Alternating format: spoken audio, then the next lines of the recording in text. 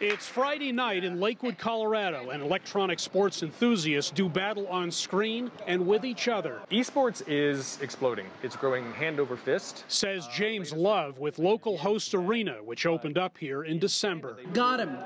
I'm stuck in the ground, though. Practice has paid off for Jeremiah Allen. Dude, the game glitched. Whose talent for playing the video game Fortnite is encouraged by You're amazing. His dad. He's putting in anywhere from 2 to 5 hours a day. Pausing at the top here. That was Forrest Barnes, a recovering YouTube video and video game addict who now sits on the other end of the stimulation spectrum. I was in a pretty steep nosedive. Barnes' YouTube fixation. I actually was watching at double speed even, so I effectively consumed about 190 hours of YouTube content in a single week. Started costing him, he says, in his studies and in life. It eventually came to a head last semester when I almost failed basically every course I was taking, and I decided I couldn't do it anymore. Barnes came to a place called the Digital Media Treatment and Education Center, which specializes in treating people with digital addiction.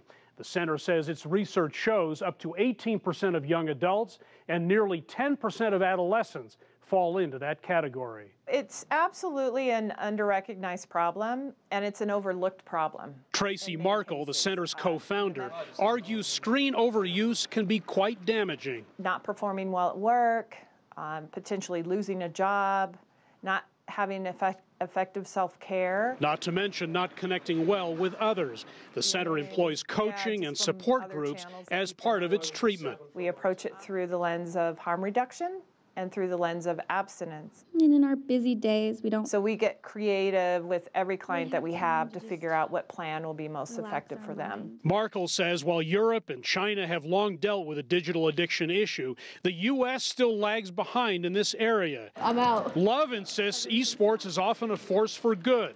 His company runs summer camps for gamers to help them become more well-rounded individuals. We teach better communication, not rage quitting, and how to lose gracefully and how to win with dignity. Barnes has gone YouTube and gaming free for several months now. Initially, it was very tough. The trajectory's only up from here as far as I can tell.